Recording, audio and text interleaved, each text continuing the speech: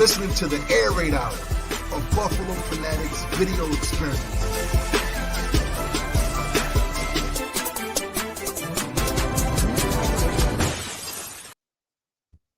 Welcome in, ladies and gentlemen, to the Air Raid Hour.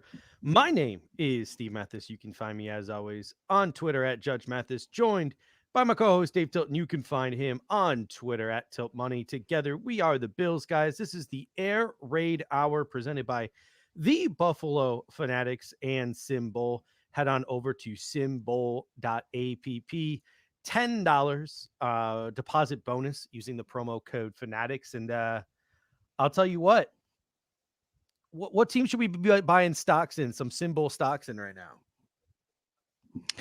You know what team? Like I was talking about the Panthers before, but a team that I'm kind of like starting to like eye a little bit is the Chargers. Their price is like a little high right now, but like for some reason, I think the reason I'm looking at them is because we talked about it last show. Like AFC quarterbacks are so like the quarterbacks in the AFC are so, stacked, I think, compared to the NFC. So for me, the Chargers and the Bengals are two teams I'm looking at because I really believe in Burrow and I really believe in Justin Herbert. So the Chargers are still priced at a little bit more of a premium, but the Bengals are another interesting option, I think. So symbol.app/fanatics, get your $10 deposit bonus. The Bengals are a team I'm looking at right now, maybe jumping in on them. Listen, I know that their price is probably extremely high, but Patrick Mahomes is saying that the Kansas City Chiefs, his goal this year is to go 20-0. So if you believe Patrick Mahomes isn't being too arrogant,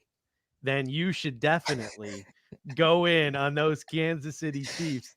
Just my little snark to get the show started this afternoon, but this evening he's back, folks. He's back. You're back, and I'm also a married man too, so I've recovered from Vegas. I've gotten married and I am back. Yeah, who's in the chat session? I know we got Chris saying, yeah, Chris is in there. Ombre Lob is in there. We've got Stephen Campione, Kim Boomhauer's back with us, Bills Mafia Bob, John Herring is back. A lot of good comments from John on the last episode. Really some good comments. Don Keith is back. Mark is back. We've got Vale's Scrum in the house. We've got a lot of people filing in right now. Joey Olson is coming in. Or sorry, Joey Dixon, excuse me. My eyesight is awful, so I'll have to look at my bigger screen to see that one. But yeah, we got people filing in, and we're ready for a fun show tonight. And I will say this, right as we were going on the air, this is not a problem for many of our viewers, because many of our viewers, whether they're married or they have significant others or whatever, it's usually a pair of Bills fans, right? It's usually like both of them are Bills fans. That's what we see mostly. But as everyone knows, my wife is a Packers fan, big Packers fan. I root for the Packers as an NFC team. My brother's a Packers fan too. I'll not get into that story. But as we were coming on the air, my wife texted me, says, I want a Josh Allen shirt or jersey the start of this season. Addie does too. That's our daughter. And maybe a Diggs one. Am I a Bills fan now? Oh my God. That's what my wife texted me. And she's in on this team, man. As a Packers fan, maybe she's trying to jump ship on Aaron Rodgers before it's too late. I don't know, but she's in on the Bills swag. So I like it. Hey, that's always good to hear. I know a couple of people are talking about my mic volume. I put my mouth closer to it, so let me know if my volume is any better. But I'm listening to myself on the gain. It sounds pretty good. So hopefully my volume isn't too much different than Dave's. I'll move mine a little further away. How's that? There we go. Okay. But yeah, I want to get right into today. So I broke Twitter this afternoon again. So I have this problem where I piss people off. It's something that I do. I don't mean to do it. But I shot out a tweet last night. It was like, I don't know. It was like 9:00 at night last night. At 9:00 my time. So like midnight, your guys' time. And I was about to go to bed. It says my volume is low. Let me see if I can turn that up. I mean, I thought it was sounding fine once you got closer. So that might have been a comment just from like. Yeah. Hopefully it sounds better now. But sounds good? Sounds fine. Yeah, it sounds fine to me. All right, perfect. So apparently it was like 9 o'clock last night. I saw this video of Benjamin Solak from the Draft Network being interviewed by Pro Football Focus, talking about whether he would take Dak in fantasy this year or Josh Allen in fantasy this year. And I decided I would make a little quote tweet and just give my 2 cents on it. And my 2 cents, or my tweet was like, this guy must not have been watching a lot of Josh Allen this year, because he referred to Josh Allen as having so much success last year that there was a chance that this year he would develop arm arrogance, and there would be more chaos around Josh Allen and he would make more mistakes. I got the full clip and I can play it in a moment.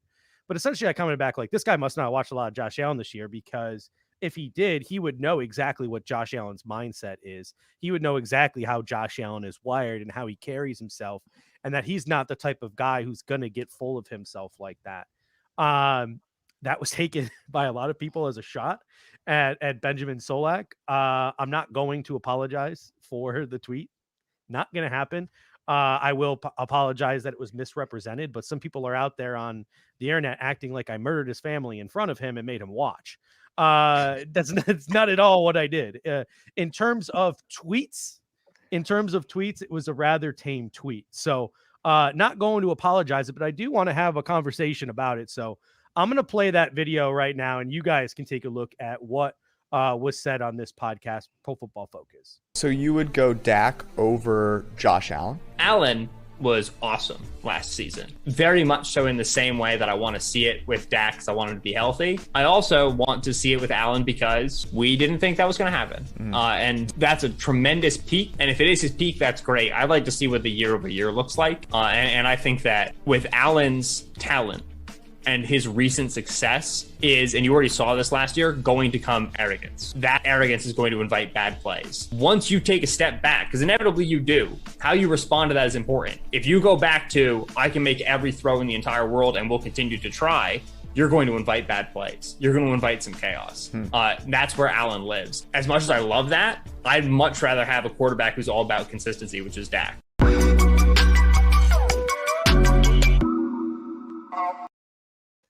All right. So a couple of things that were said in that. And in my opinion, what he said was clickbaity. He was going for clicks. Like, he was going for the soundbite. All right. I respect the man. I respect a lot of his takes.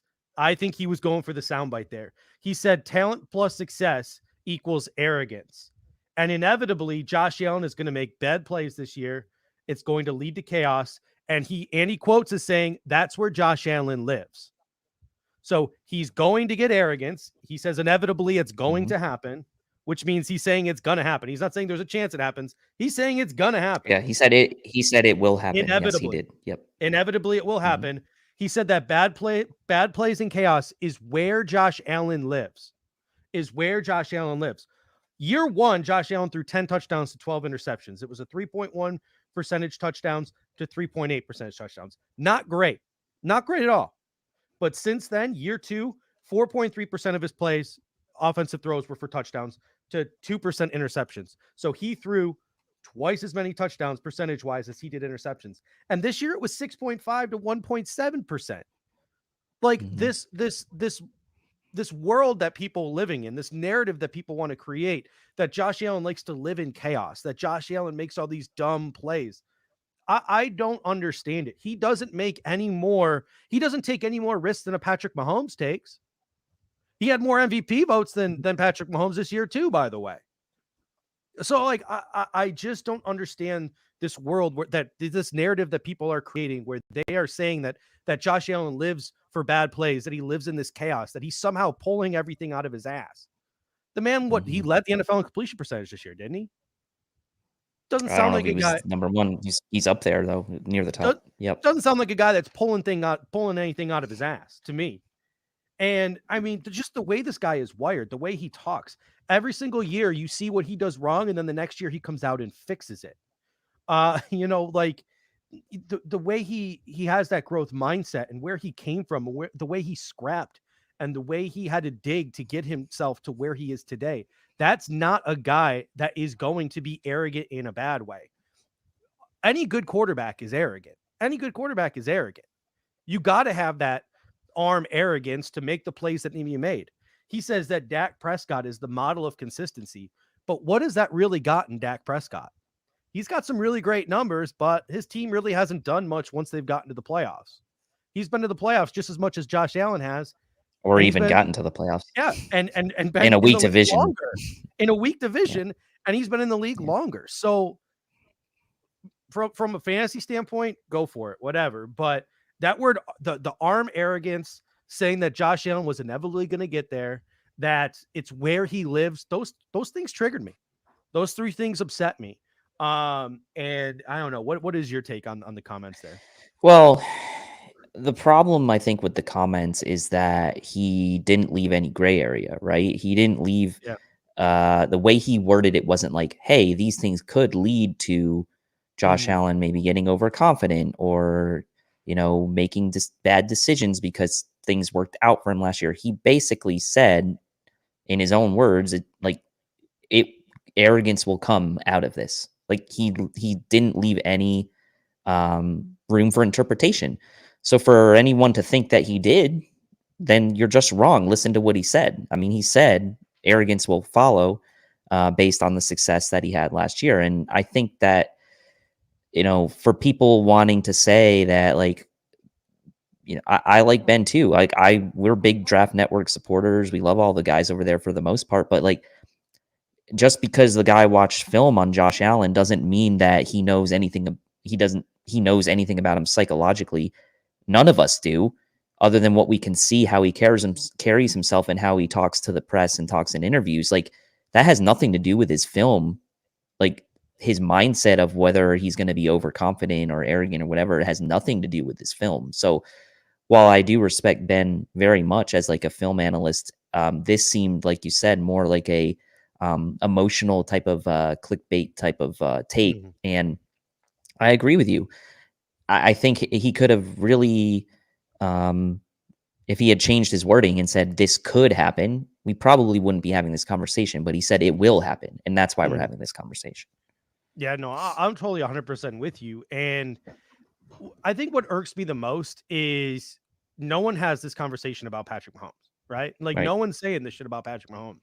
When Patrick Mahomes goes out there and takes risks and throws the ball underhanded or throws it sidearm or does what he does and makes a big play, it's like, oh my gosh, Patrick Mahomes, what a generational talent. I can't believe he did that. When Josh Allen goes out and Josh Allen makes these same plays, it's, wow, he really got lucky there. Like, oh, I like to see him do that again. Like there's just such a different narrative around it. And I understand the dude needs to prove it for more than just one season, but he has gotten better in each of his 3 seasons. So right now there's so much more proof that he's going to continue to get better, more so than any type of proof that he's going to regress. Well, and also even if his numbers do come down slightly, like there's no reason to believe it's going to be because of overconfidence or arrogance, right? It's going to be for, I firmly believe it would be for other factors and not that, right? A couple people in the comment section making, Ombre Rob is saying, I don't like to analyze someone's emotion. There it is, emotional or mental well-being, unless we're talking about their work ethic, which, that becomes a little bit easier to see and is a little bit easier. It's more evident when things like that are lacking. And yeah, I don't remember. I honestly don't know what Ben's take was on Allen before the draft or even through years 1 and 2. So I'm not going to comment on that. But yeah, I think that it feels like one of those things where it's the off season and hey, let's try to get some clicks. Hey, it worked, I guess.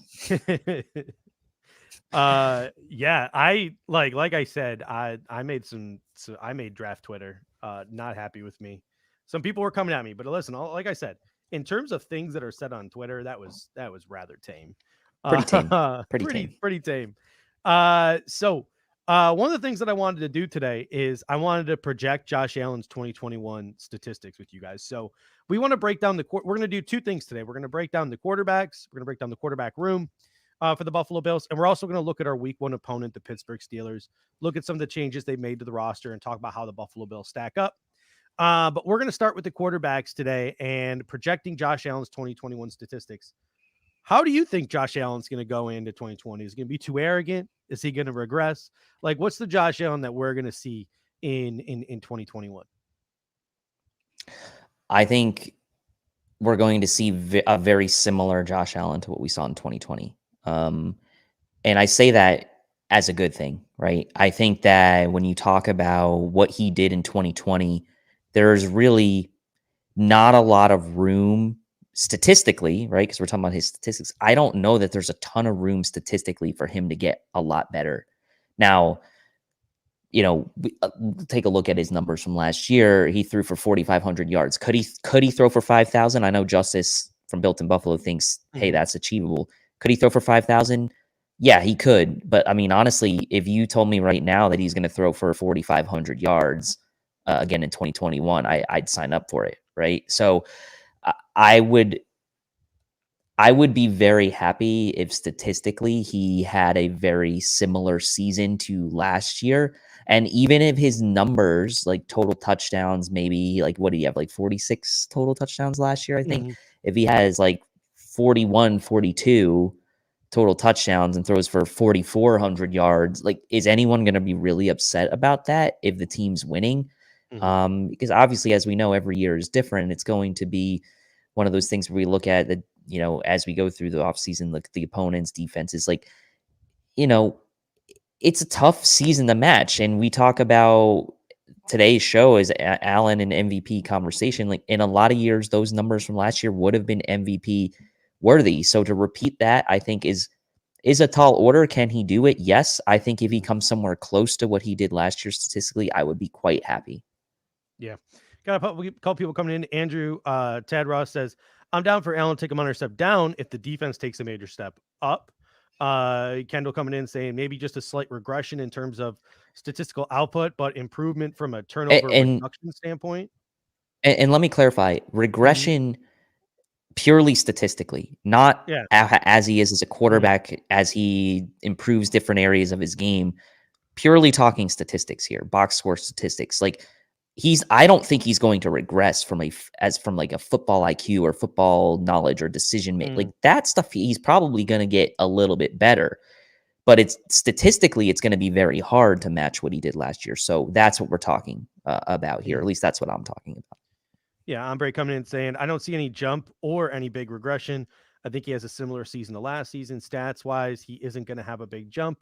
Don't disagree with that, because I mean, the dude was MVP runner up. There really isn't much more to get above. We got a couple more coming in here. 4,517 games, says Andrew. We've also got that 17th game we got to talk about. So even if he puts up those same statistics over 17 games, I still think that's pretty solid if our defense gets better. I had 46, and Josh Allen's big balls coming in saying I had 46 and I will break 50. And I want to get to that 50 number in a second. Great screen name. AK Cash coming in saying 35 touchdowns, 4,460 yards, 7 rushing touchdowns, out 2 games. So predicting maybe some injuries, or maybe the Bills are so good he can sit. I don't know there, but some maybe he's going to sit in like every fourth quarter because they're blowing out teams. So it would equate to 2 games over 8 games. He's going to miss like 4, I don't know, like 8 quarters or something. Daniel Gowry's coming in saying 5,000 yards, 40 touchdowns, 450 rushing yards, 10 touchdowns. That's an MVP season right there. Yep. And I like Caden's comment. He says, I don't care if Allen throws for 5,000 yards or 3,500, as long as we get those dubs. I'm with you. And you know what statistically leads to dubs? Points. And you know how you score the most points in football? Touchdowns. And I think that my marker for Josh Allen this year, last year it was, I said I wanted to see Josh Allen get to 40 touchdowns and push 40 touchdowns. He far exceeded that. He got to 46. I'm going to put that number at 50 this year. And if he doesn't get there, I'm not going to be upset. Like, I'm not going to lose. This is not some hot take. This is not Judge predicting 50 touchdowns. Nothing like that. But like the bar I have set for him this year is 50 touchdowns. But if he doesn't get there, I will be by no means upset. And the reason why I'm saying that is because we haven't done anything from a personnel standpoint to improve our run game. Nothing. Last year, we doubled down on the passing game because our running game hardly showed up.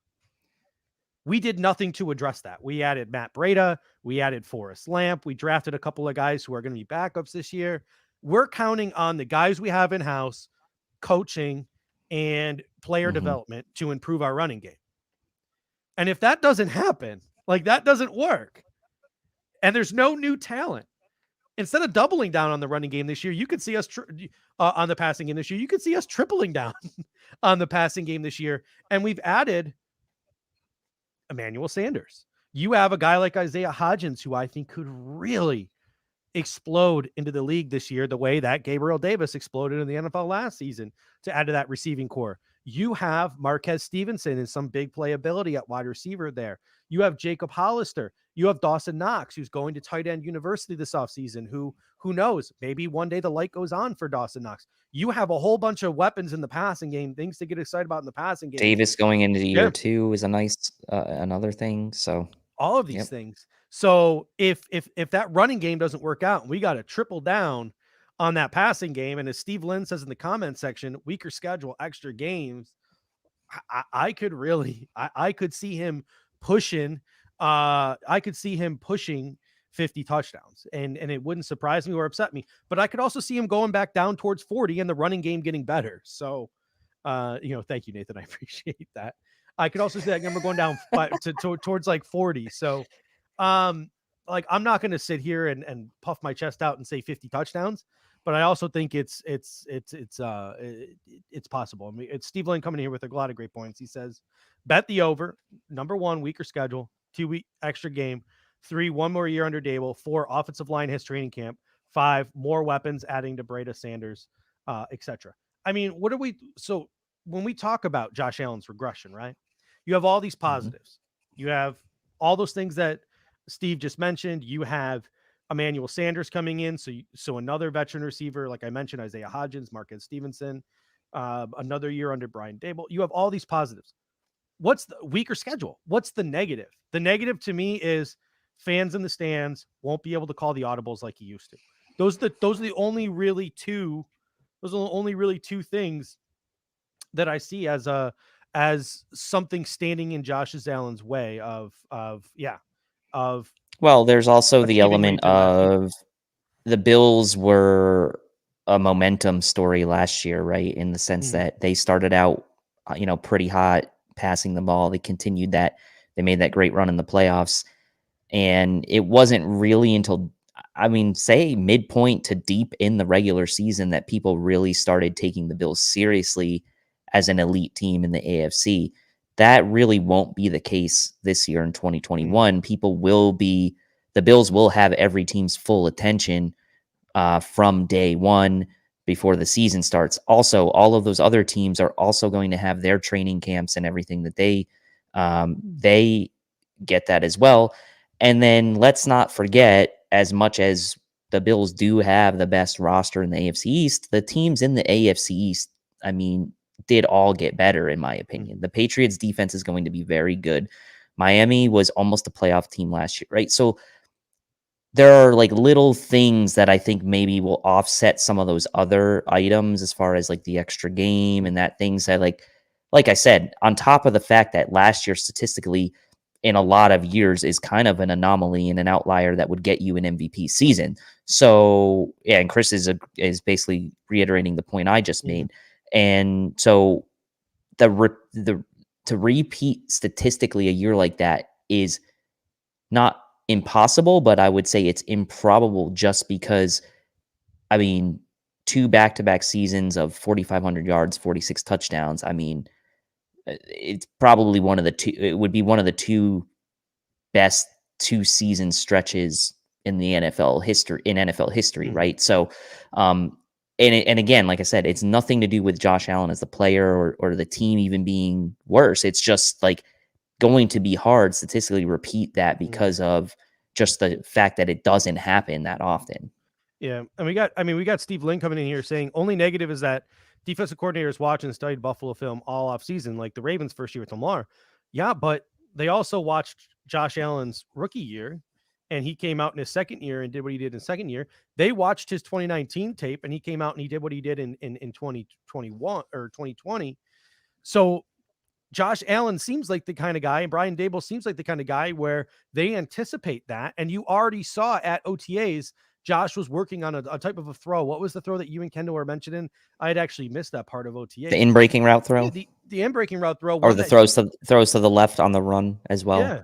So he's already working on new throws and different ways to challenge the defense. So, the Buffalo Bills are going to adapt. And I think Clay Troya made this comment as well. Like when I was asking him, oh, Kendall says plug his article. So go check out Kendall's article on the buffalofanatics.com for more information on that too, as well. I was talking to Clay. I was like, what's different between the Buffalo Bills who played the Kansas City Chiefs in week 5 and the Buffalo Bills when they were going to play the Kansas City Chiefs in the AFC Championship game? And one of the things that he said was, it's like, this is a different Bills offense. The Tennessee Titans figured the Buffalo Bills out, week 4 last year, week 5 last year. The Tennessee Titans figured the Buffalo Bills out because of the COVID situation. It took them a couple of weeks to find their footing, but then the Buffalo Bills adjusted and changed their offense and continued to evolve. So Brian Dable and Josh Allen have both shown a propensity in the offseason and in season to, once these defensive coordinators adapt to what they're doing, changing it up, finding something different, and finding another way to score points. It might take a couple of weeks, but they figure it out, and they make those adjustments. So could I be worried about it from like, a win or a loss, like a loss here or a loss there that I don't predict or see coming? Yeah. But I don't see it as from like a major regression standpoint, because I do think he'll go back towards, that projection that we have projected for him. But all right, let's talk backup quarterback a little bit, because we got Money Mitch in the backup seat. And one of the questions I want to talk about is, if knock on wood, something were to happen to Josh Allen this season, can the Buffalo Bills still be a playoff team with Mitch Trubisky at quarterback? Do you think the Buffalo Bills could still be a playoff team if Josh Allen goes down for a significant amount of time? Yeah, definitely. I definitely do. I mean,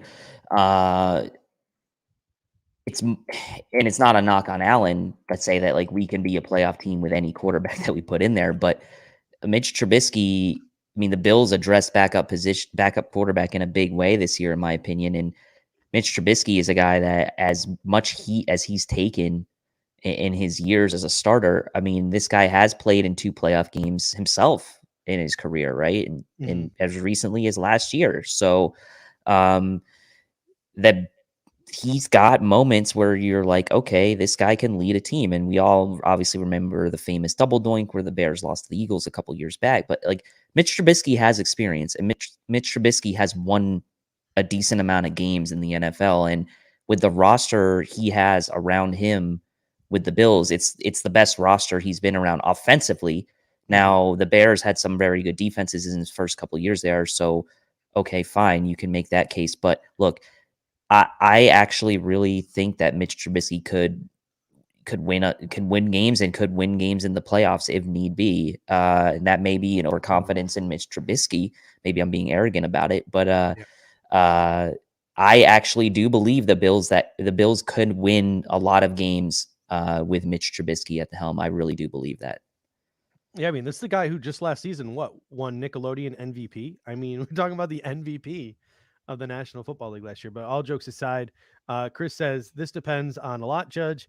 If the defense can find its former greatness, then yes, Mitch can lead us to playoffs. But we've also seen Mitch go on heaters when he's coached correctly, right? Like when he is coached correctly, people are getting him out of the pocket. People are letting him run. People are letting him do all these certain things. I think that Brian Dable could probably be capable of coaching Mitch Trubisky into one of those heaters. So if Josh Allen were to go out for an extended period of time, I wouldn't put past Mitch Trubisky with this roster to win 8 to 10 games, depending on when he has to come into the season. So, and if it I'll gets ask it to you this way, that's a playoff shot. I'll ask it to you this way, right? Like pretend Josh Allen didn't exist for a second, and this was just an NFL team, like a different NFL team, same roster. Like maybe it's the Bills. Let's just say it's the Bears, right? The Bears had the Bills roster, and they had Mitch Trubisky as their starting quarterback. Like, he could take that team to the playoffs. Like you wouldn't really, I mean, you wouldn't necessarily bet on it, but you wouldn't necessarily say it would surprise you if he took a roster like that to the playoffs. And that's really the point I'm trying to make is that it, like you said, he could win 8 to 10 games with the coaching, with the roster around him. And yeah, I mean, it would suck for Josh to go down, but this, you know, for the coaching staff to bring in Mitch, they obviously feel like one, they wanted the insurance for Josh, and two, they felt like we're not going to give up and throw in the towel on a season if Josh gets injured, right? Like we're still going to be trying to make some hay. The season would not be over. This is what I'm saying. Yeah, I totally agree with John. Yeah. Every game, like, because it's tough to win in the National Football League, and even though I think we're going to be favored in all but like 2 games this year, it's still going to be like a 60-40 game, right? Like any given Sunday, there are teams that if they play really good football could beat us. That's why you put the number at the confidence level probably at like 60-40, 70-30 going into most weeks when the Buffalo Bills are going to be playing this week. Like the Bills really should win this game, but I can see a path to victory for a lot of the teams we play this year. Right. When Mitch Trubisky comes in, it becomes a 50-50 game. That's the drop off. That's a 20% drop off down to the like, well, the Bills are going to have to play a really good game if they want to win today. They're going to have to do all the things right. The turnover battle is going to have to go the way. Like those are the conversations you start to have of Mitch Trubisky as your starting quarterback. Josh Allen can overcome those things. Mitch Trubisky can't. It's got to be perfect. He can't, but last year, if Josh Allen got hurt, you're like, we're not going to win a game. Nope. Or we're going to struggle to win a game. this wouldn't be a conversation if it said, can the Bills win without Josh Allen and a picture of Matt Barkley next to it? Like, I like Matt Barkley. Yes. I like Matt Barkley. He's a good dude. Dances really well to Renegade. I like the way he flips his jacket.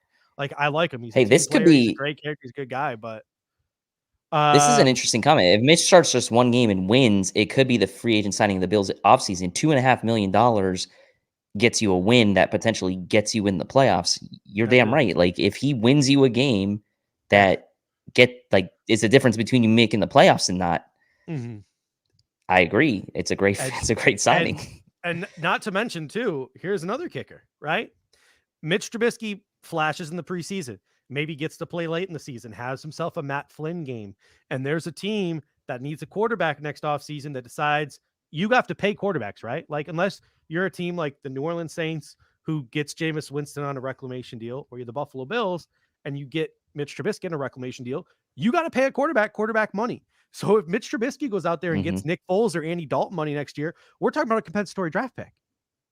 Like, we're talking about a compensatory draft pick too. So not only are you paying for that win or 2 wins or whatever, you could also be getting a compensatory draft pick out of the guy if he blows up in the preseason, does what he needs to do in the preseason. If he, if he has to do some spot starting duty in the season or play in those late meaningless games.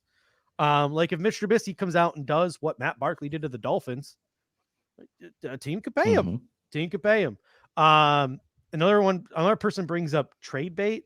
Here's the thing. Like, I understand where people not trading Mitch. Sorry.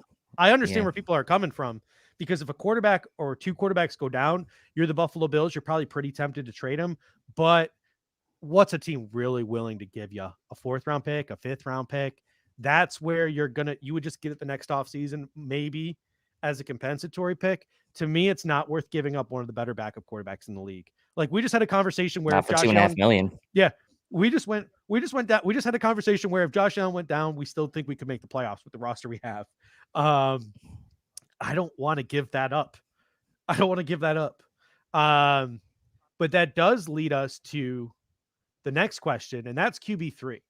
And there's a couple of questions in here. Like, who are the Buffalo Bills grooming to be the future group QB2? Is it Davis Webb? Is it Jake Fromm? Is it either of these guys? Do we keep a 3rd quarterback on the roster this year? There's a ton of intrigue and a ton of different questions we can talk about with the future of quarterback too. So I'll start with you. Like, what do you think the future is? I'll start with you.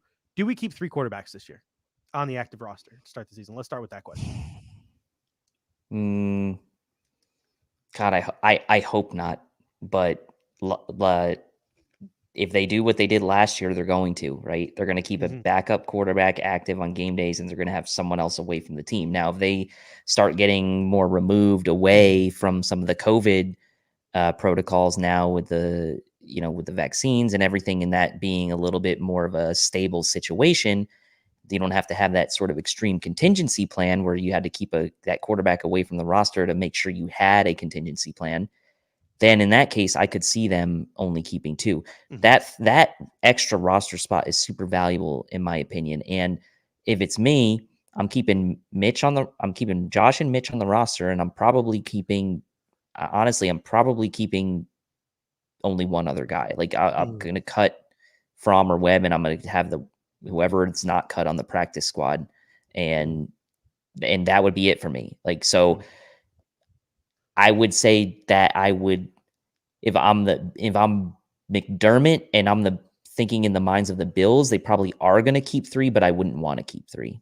Yeah, I'm with you. I would rather keep 2 on the active roster and go with like 7 receivers, or keep one of those extra guys on the defensive line. We got a couple people coming in. Got AK Cash saying Fromm and Webb on the practice squad. Ombre Lob coming in saying if we keep 3 on the active roster, it means we didn't trade Fromm. So maybe Jake Fromm. I mean, you could see a situation, and this is your take, I believe, where Josh Allen and Mitch Trubisky don't get a lot of run in the preseason, and it's all Jake Fromm and Davis Webb. And if Jake Fromm lights it up, if Jake Fromm has some good games, maybe you see Jake Fromm as the guy the Buffalo Bills try to trade, because that they love a guy that Don's talking about here, Davis Webb. The Bills have love for Davis Webb. Davis Webb, from the article that Matt Perino wrote about him, like, this is a guy who he's given coaching responsibilities, given scouting responsibilities. You saw the way he led those Florida OTAs during COVID last year. The team came together. When I was Googling for pictures for this graphic here, there was a practice picture of Jake Fromm handing the ball off to Davis Webb, who was acting as the running back. He plays scout team corner. He plays scout team safety. I mean, this is a guy who kind of looks like Kyle Orton a little bit. Yeah, look, has the Kyle Orton charm going for him. Like, this is a guy who literally does everything. And I believe in Matt Perino's article, it's been so long that I've read it, but he said he wants to be here because of the opportunities that the coaching staff gives him to coach and scout, because he wants to be a coach in the future. His future's in coaching. That's obvious, right? I mean, he's not going to ever be probably a big-time contributor in the NFL. So if this is a route for him to get in the coaching ranks, I mean, look at Ken Dorsey, who's the quarterback's coach now, right? Pretty essentially no NFL career, right? But he's made his way into coaching. I like the comment that who said it? The Moment said Mookie Hawkins speculated that he could see Mitch Trubisky here long term.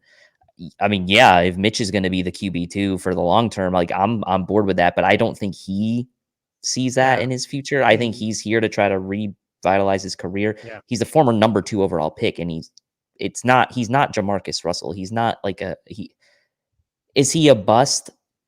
I don't know. Yeah, maybe, right? Based on the fact that he's number 2 pick, but he's still a contributing NFL player, right? So to me, this was a speculation I had, because we were talking about free agents, quarterbacks this offseason, and we brushed by Mitch Trubisky because we thought we had no shot. We thought Mitch Trubisky was going to be an $8 million backup. We thought he was going to get that Ryan Fitzpatrick money. To me, Mitch Trubisky's pulling a Jameis. He wants to go to a place where there is an offensive mind that he respects to sort of recalibrate and reset his career. Jameis Winston chose Sean Payton. He said, Sean Payton is a guy I believe in to recalibrate and reset my career. Now, because of Drew Brees' advanced age, Jameis Winston now has a shot to do it in New Orleans. But Mitch Trubisky is going to have a shot, maybe, possibly, wherever Brian Daboll ends up. Like, who knows? If Brian Daboll ends up as a coach for another team that wants to get rid of their veteran quarterback and draft a quarterback, and while they're drafting that quarterback and developing that quarterback, he wants to bring in a stopgap guy, he's now going to have a year of tutelage of Mitchell Trubisky. Not to mention, Brian Daboll is a guy who has a lot of connections. He's in that Bill Belichick, Nick Saban tree of coaching.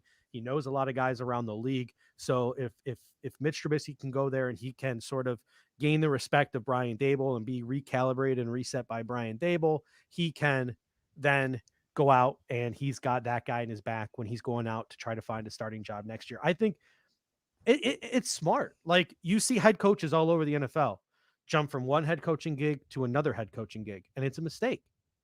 Sometimes it's Tony and Willie Beeman all over again, man. Daboll's Tony, and Mitch could be Willie Beeman. I mean, they could go start a team together. I mean, yeah, but it's like sometimes you just want to take a step back. Like if you're Mitchell Trubisky, you're just like this Matt Nagy guy. Like I don't know if he's been developing me right the last couple of years.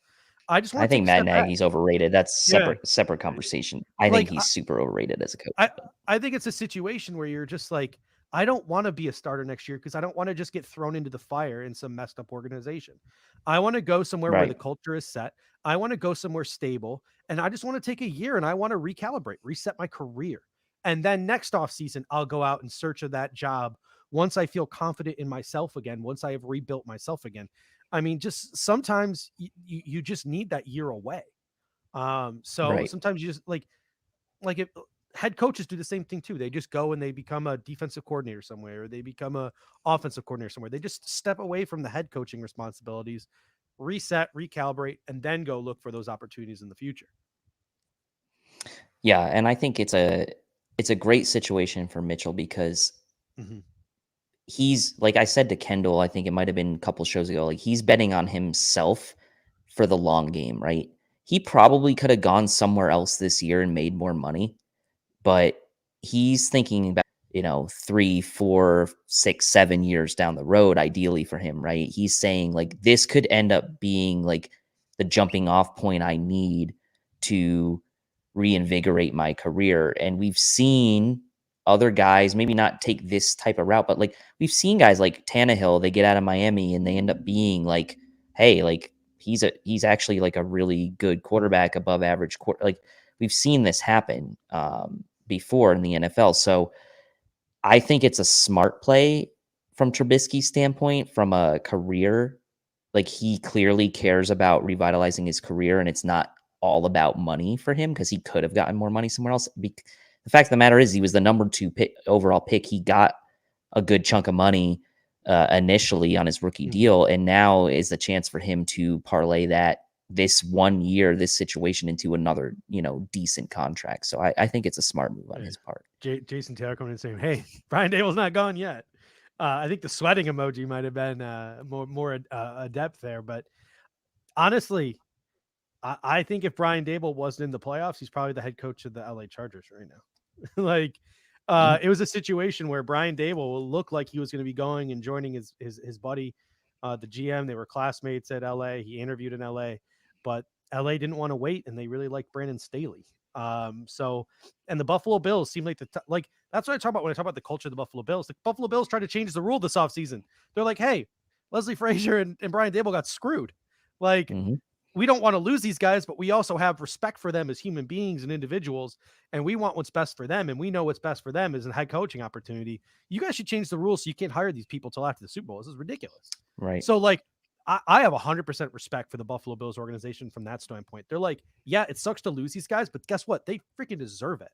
So that's good karma in the bank, hopefully, for the Bills. That's good karma. That's good culture. That's good everything. They're just like, hey, like we're doing what's best for our guys. Like we want to create an environment that's good for everyone. So you got to respect the Buffalo Bills for that one. But yeah, I'm not going to lie to you. I'm Team Davis Webb. I don't know if it's because he looks like Josh Allen. Like he's just staring at me in the screen right now with those eyes. And I'm Team Davis Webb, man. I'm Team Davis Webb. He must have better pecs than Jake Fromm, I guess. No, here's the thing. I think Jake Fromm's probably got better pecs. Like, let's just be real here. Jake Fromm's probably got better pecs. But it's not always about it's not always about the pecs. It's not always about the pecs. Sometimes it's about what's inside, but beneath the pecs, the heart. Beneath the pecs. And he looks like Kyle Orton kind of, so that's also kind of fun. All right. So let's get a little bit into the Pittsburgh Steelers, our week 1 opponent. And I want to talk about the Pittsburgh Steelers a little bit. So Pittsburgh Steelers are coming back, another year of Ben Roethlisberger. Mike Tomlin is back. They have a new offensive coordinator in Matt Canada who wants to shift the offense from last year's dink and dunk spread with very little running game to a more vertical passing offense.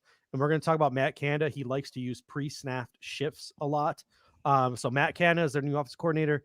DC is Keith Butler. I'm quite familiar with him. He was NC State's offensive coordinator for a couple years. So former Bills special teams coordinator, returning special teams coordinator Danny Smith. They run a 34. They obviously want that vertical passing offense. Vegas's odds on them are 8.5 wins. Heading into week 1, to me, this is a week 1 football game. Like it is like week 1 football game. This is a must-win football game week 1 in terms of if we lose this game, it's really going to be a real gut punch because I think the Pittsburgh Steelers are a team on the decline. Are you thinking the same thing I'm thinking here?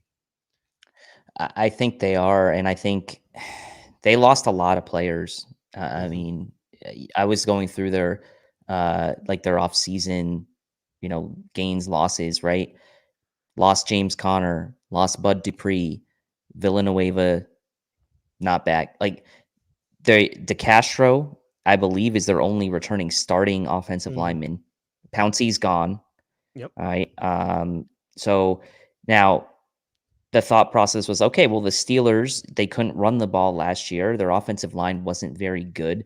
And they decided to go for Najee Harris in the draft instead of going for an offensive lineman early. Now, they did draft a couple offensive linemen that we liked, right? Yeah. They did draft Dan Moore Jr. They did draft Kendrick Green.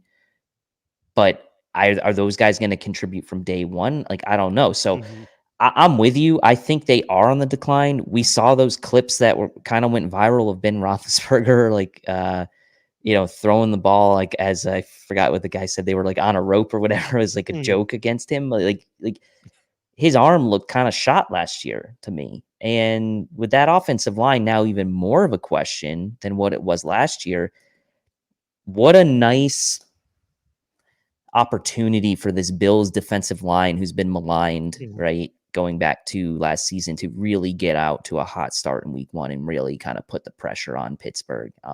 I think you're right. I mean, it would be a big disappointment if the Bills didn't win this game. Yeah. I mean, I look at the skill position players, right? So Matt Canada comes in and now it makes sense. Pat Freiermuth, Najee Harris, Matt Canada likes to run a lot of those pre-snap shifts. Like they'll be in one formation. Ben Roethlisberger will motion some guys around and they'll be in a completely different formation. Najee Harris is a guy you can move around. Pat Freiermuth is a guy you can move around. Eric Ebron is a guy you can move around. So there are tight ends who could be lined up in 12 personnel. And next thing you know, they're out in the spread offense, right? And they're going to try to find those mismatches. They're probably going to try to feed Najee Harris the ball 25 times a game to take some of that pressure off of Ben Roethlisberger as well. Don't get me wrong. Those skill positions, Ben Roethlisberger's side, the skill position is good. Like Najee, Chase, Juju Smith-Schuster, Deontay Johnson, Eric Ebron, Pat Freiermuth. That's not awful. It's not terrible. It's not. But then you look at that offensive line. You got Okafor, Dotson. It's either going to be Hassenauer or BJ Finney, DeCastro, and Zach Banner coming off an ACL. I don't think Dan Moore is good enough to become a starter right away. Kendrick Green, I think, might end up being their opening day center. I think Kendrick Green could end up being their week 1 center by the time all is said and done, but that's still a rookie center. Kevin Donson's got some upside. What does Okafor have? Joe Haeg is right side only, so he's just an insurance policy against Zach Banner coming off an ACL. They've got nothing going for them on the blind side. And like another part of this too is like Russell Okung has been rumored to the Steelers. Like, oh, they're just going to get Russell Okung. Things are going to be fine. They don't got the money to go get Russell Okung. Like Russell Okung literally came out and said they can't afford me. Like he said it, his own words. Russell Okung was like, those guys can't afford me. So I look at this team, the skill position. It's like, okay, that's concerning.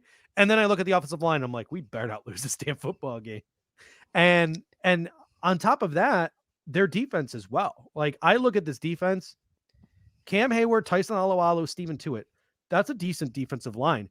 Nothing behind it. Nothing. There are no relevant names. I think Isaiah Loudermilk, a guy they traded up for in the 6th round, is their best backup. You got TJ Watt and then 2 unproven guys in Alex Highsmith and Quincy Roche, both guys that we both like, but still unproven. Yeah. You got some decent linebackers in Devin Bush and Robert Spillane and Vince Williams. And then in their secondary, it's Joe Hayden, Justin Lane, Cam Sutton, Minka Fitzpatrick, Terrell Edmonds. Outside Hayden and Fitzpatrick, nothing to write home about. And again, hardly any depth behind it. Like there are fringe names behind all of these dudes that are on this bottom ticker here. There is very little depth, very little rotation on that defense. The Buffalo Bills are one of the deeper teams in the league, both on offense and defense. You know, they should be able to wear this team down because they're older and they're not deep at any position outside of wide receiver. you'd like to think in week one, this could go one of two ways, right? Number one, this could be good for the Steelers in the sense that their guys are going to be as fresh as they're going to be, not having a deep roster. The other side of that could be maybe they're not in full game condition yet. Now they probably will be, but again, like you said, there's not a ton of depth there. The Steelers are really going to be relying on big contributions from a select few players, and that's going to be TJ Watt, that's going to be Stephon Tuitt, right? It's going to be Hayward, Juju, Hayward, and on the offensive side of the ball, it's going to be Najee, and the receivers. So it's going to be a very condensed. My opinion is going to be a very condensed focus for the Bills as far as like if we take these 3 or 4 guys out of the game on defense, and if we can take these 3 or 4 guys out of the game on offense, there's not a lot of depth behind that we feel too worried about threatening us. So I'm with you. I mean, I look at their Vegas odds to win at 8.5, and I do think, as much as I think the Steelers are on a decline, I think that's like a little low for them, given it's 17 games, and they did win. I bet the under 14 games last year. I bet the under. I would bet the under. I mean, they do. I lost a lot of money. I mean, I'm looking at their schedule. They do have a tough schedule from what I can tell. I haven't studied their schedule a lot, but they got Bills, Vegas, Bengals are going to be better. Then they got the Packers. They got Denver, Seattle, Cleveland twice, obviously. They got the Chargers, the Ravens, obviously, twice. They play the Chiefs and the Titans. So, I mean, maybe that could be close, that 8.5. But I would still go slightly over it. I'd give them 9. Kendall, what do you think about the Pittsburgh Steelers as our week 1 opponent? This is a must-win game. Do you think this team is all it's cracked up to be, or do you think they're a house of cards? I don't think it's either. I don't think it's like any of those either polls. I think the thing about the Steelers is obviously, like you said, they are descending just based on their quarterback's age and obviously moving around the entire offensive line. There's something to be said about cohesiveness and continuity on the offensive line, and they don't have it yet. And I think we're fortunate to play them in week 1 when they have a shuffled around offensive line and a new offensive coordinator. Like, they're not all going to be on the same page with what they want to do play to play on the offensive side of the ball. And I think we're fortunate to go up against that. Tilt, you talked about how it should be nice for our defensive line to go up against this offensive line in week 1, because it'll be a great game for them to get their feet under them and really I don't want to say like have an easy game, but it's going to be easier relative to a team with a bunch of vets that are, used to playing with one another.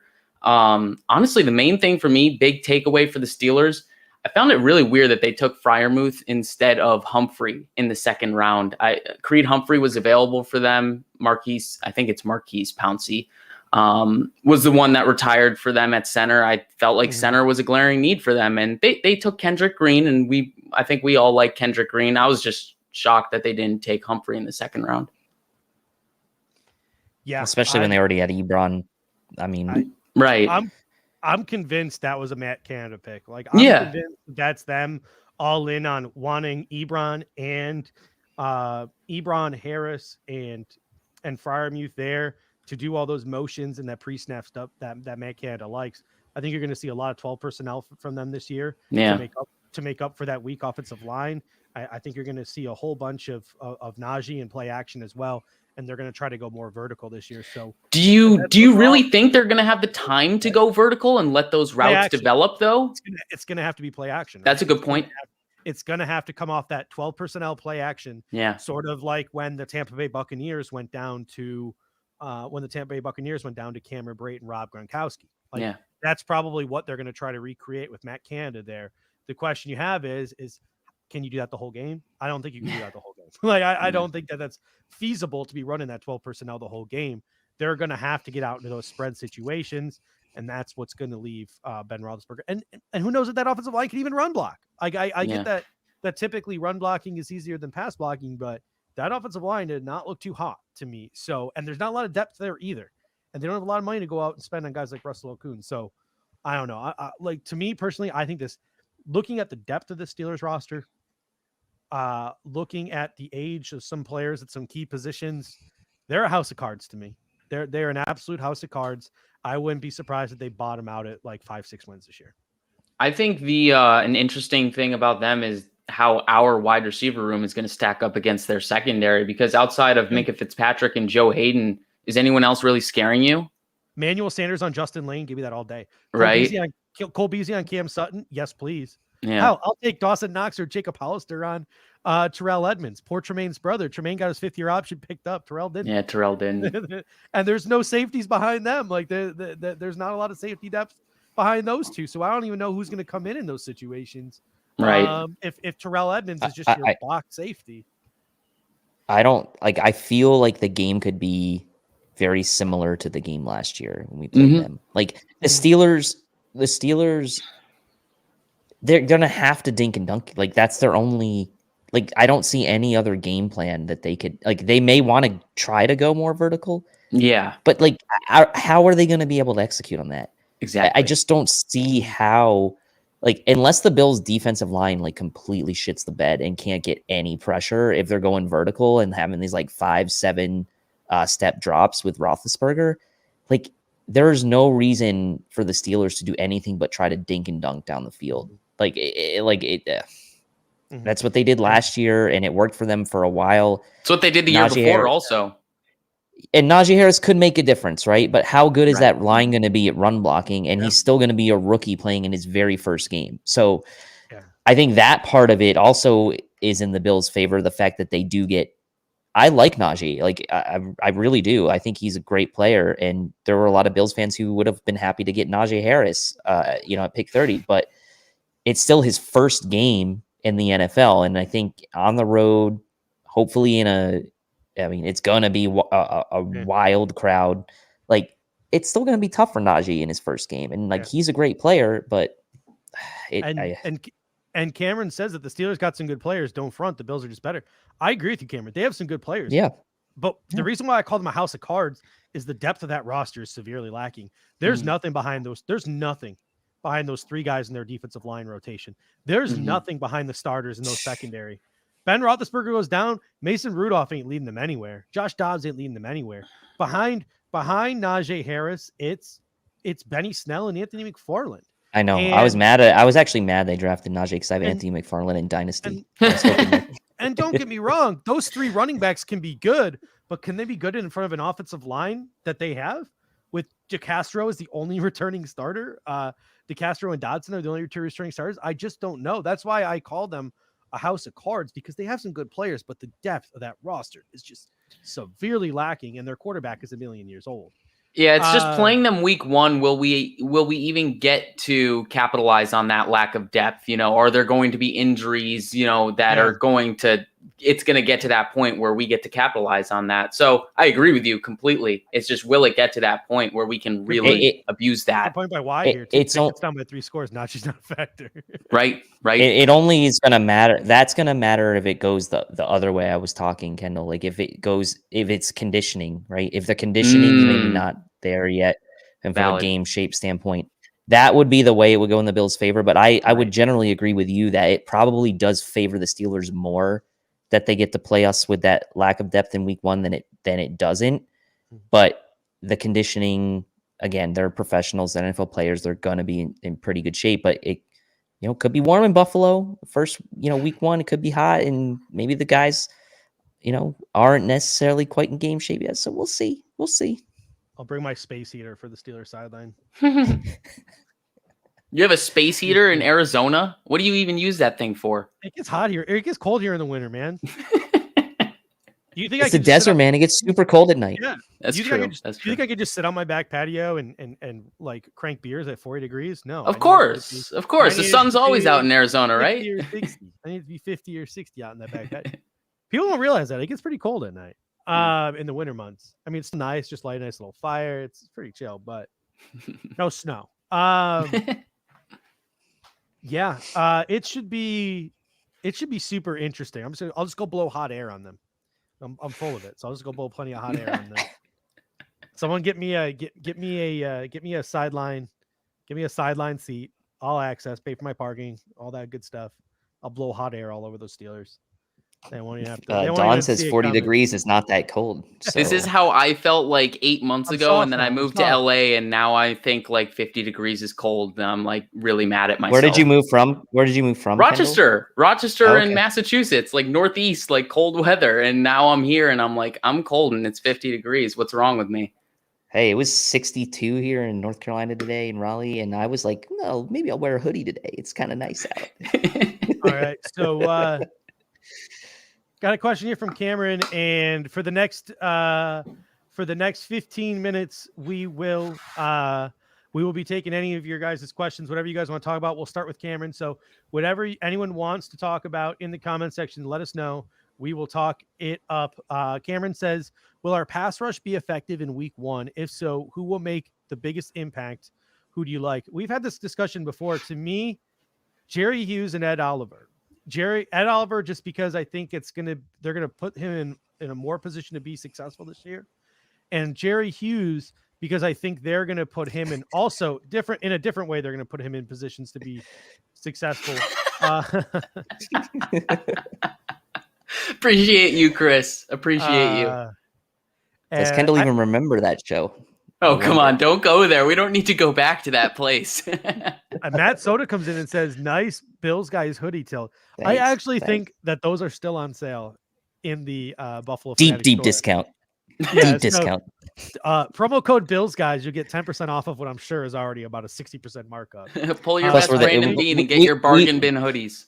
We need to just go all in on the Air Raid Hour gear. I think there is Air Raid Hour gear. I think as well. Yeah. That's probably. But I wear this in homage to our former show. I want to get an Air Raid Hour. I want to get an Air Raid Hour hat. But we got Chevy 1017 coming in saying, "Is there going to be a Bills Fanatics home opener party again?" And we'll get back to you in a second, Cameron. I believe that Pierre and Rico are working on something. Obviously, Rico's in Canada. They haven't opened up the borders yet. I don't know if it's going to be the home opener, but we're definitely going to have probably an away game and a home game this year where the Buffalo Fanatics are going to do it up. So whether it's the home opener or not, I'm not 100% sure. But we will be doing it up at some point this year, both one home game and one road game.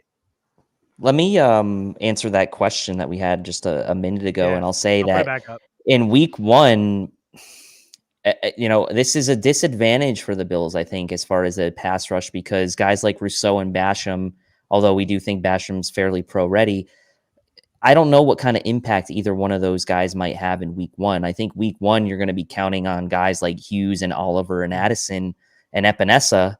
Again, I mean, assuming Addison's on the team, but for sure, Hughes, Epinesa and Oliver are probably going to be the 3 guys you're counting on the most for a pass rush in week 1. And if you get any kind of contribution from Rousseau or Basham in week 1, I think it's a bonus. So as much as we were saying the Steelers don't have depth, and that, is maybe an advantage for them in week 1 because they're not going to be tested.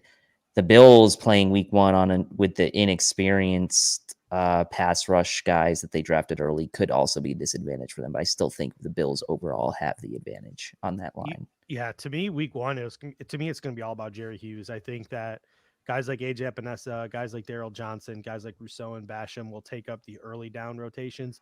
And you'll get a chance to see Jerry Hughes pin his ears back and come after the quarterback on those third down, those passing situations with an older quarterback like Ben Roethlisberger and a left tackle whose first name I can't pronounce. His last name is Okafor. Like that's to me, that's the recipe for Jerry Hughes to have a big week 1. I know it's a long time away, but just from looking at the depth charts now, Jerry Hughes. And hey, who knows? Maybe we'll see some of that good AJ Klein pass rush week 1. If they're running a lot of 12 personnel, you could see a bunch of situations where the Buffalo Bills have to go into a 43 defense. It'll be interesting when they go into a 43 defense. And this is one of the things that we'll see. Here's another thing we could talk about too. Like one of the things that we'll see come out of training camp is AJ Klein a lock to be the strong side linebacker. Could Tyrell Dodson push him? Could Tyrell Adams push him? There are some guys on this roster that I think AJ Klein's roster spot is safe between special teams and being a veteran, you can trust if the big dogs get hurt. But in terms of being a starter in those 43 situations, when you have to have that strong side backer, could Tyrell Adams, could Tyrell Dodson, could one of those two push him? I don't know. Kendall, do you think one of those two guys can push him? I think it's more likely than not it would be Adams than Dodson. I think Dodson's a little bit more that weak side guy.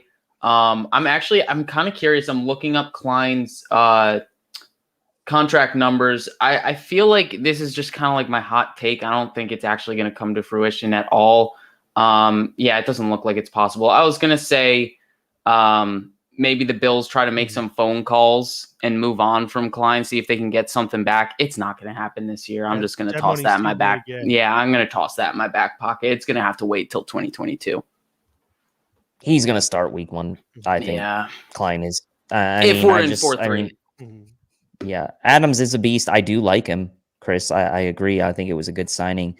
But there's no guarantee he's going to even make the team. I think Klein is pretty much locked in based on his salary. And with what you're paying him, like you'd hope that he would start, right? Based on that. So I think he'll be in there week 1 in base defense. Adams, I do like, and I am rooting for him to kind of make the team. So there you go. And hey, Adams was the lead leader in total tackles last year. So kudos to Brandon Bean for getting that guy off the. I mean, I think we've all learned our lesson with Preston Brown. Well, tackles don't exactly mean success. That Texans defense was abysmal, and the Preston Brown Bengals defenses were abysmal too. So that means your defense is on the field a lot. If you're All right, so that should just about do it for this evening. I don't know, Kendall, any parting thoughts as we hang up tonight? My phone is dead, so if there's any breaking news or anything of that nature, nothing like that. Anyone coming at me again? We should talk about a little bit. We should talk about the new thing that we're going to do with the text club as well. Oh yeah, right. Yeah.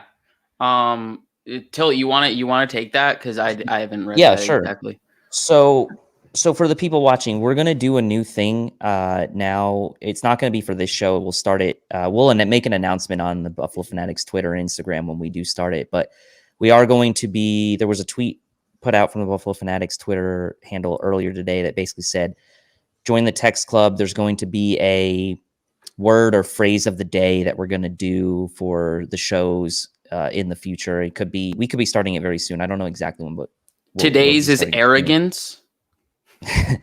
So there'll be a word or phrase of the day, and if you are part of the text club and you text the number, there will be giveaways and exclusive information that you can be privy to, be eligible for prizes, giveaways, things like that. So we're going to start introducing that here in probably the next couple of days, I would think. We'll have the word of the day, phrase of the day, and that'll be for each of the live shows. You come in, you put that in there into the text club, and you'll be eligible for some prizes. Yeah, today's word of the day will be arrogance. At some point, it'll probably be pecs. Yeah, petty. We'll have a I roll see in our future. Petty. Yeah. You guys come up with the words. Anyway, but yeah. Right, so make sure you sign up for the text club. One last thought here. Cameron Taylor says Spencer Brown. I think our new young talent can be trained to give us a better run game than last year. Spencer Brown looked really good in OTAs. Matthew Fairburn said he had a really good. He was reacting really well to some of the pass rushers. It wasn't just the power moves, but the guy was trying to bend and get around the edge. He was doing a good job with his footwork. So maybe Spencer Brown is the guy who will be better or who will be ready sooner than later. So if somebody gets hurt, you could see a situation where he could pop in ready to start right away. Maybe there's, according to Pierre, there's a chance that Darrell Williams could kick into right guard. You could see Spencer Brown at right tackle. I don't see it happening. Here's the thing. Not with Pierre on that one, but here's the thing with Spencer Brown, and Bean even said in the embedded video, and this was released even before the embedded video, they said they expect him to come in and be the swing tackle backup in year 1. That's what he said the expectation was. And we talked a lot today about Mitchell Trubisky as the backup QB should something happen to Josh Allen. Well, if you're going kind of down the line of importance in backup positions, like the swing tackle has got to be kind of right up there if you're talking about protecting the franchise quarterback. Should something happen to Deion Dawkins or Darrell Williams, you need a third guy that you feel comfortable with coming off the bench that could play in either tackle position and know that your guy's still going to be protected back there. So I think that it's a valuable position, even though it may not be a starter right away. Put him on the jumbo. Yeah, I mean, put him as blocking tight end. Think of the fun that Brian Dable could have with this offense. with Spencer Brown and Tommy Doyle out there on the goal line. So that could be something to look for. And then we got Chris Jenke coming in saying, anyone notice Steve's talking with his hands more to show there? I think you just noticed the hand more because of that, how big that ring is. Look at that. Yeah. My big plastic rubber ring. I don't even have the real one on, but yeah, I got engaged. No, me and my fiance, we went to the courthouse and we did like a little courthouse wedding just to get the paperwork out of the way, because the paperwork is like actually pretty decently confusing. And then we're actually going to have our ceremony at the end of June. So I'll be missing like 3 or 4 shows at the end of June as we head off on our honeymoon and do our on location wedding. We'll be in Sedona, Arizona for that. So I'll be missing some shows at the end of the month, but this was just this was just a clerical one, you know, the courthouse and a nice dinner before we get the family involved at the end of the month. Oh boy, Chris. Jeez. Chris is Brutal. on fire tonight. Brutal. Chris is on fire tonight. Yeah, he is. All right, ladies and gentlemen, have a wonderful rest of your Memorial Day. Thank you to all of you in the comment section who may have lost loved ones or had anyone in the service who has served. Enjoy the rest of your Memorial Day. And until next time, ladies and gents, go Bills. Go Bills. Go Bills. Don't get too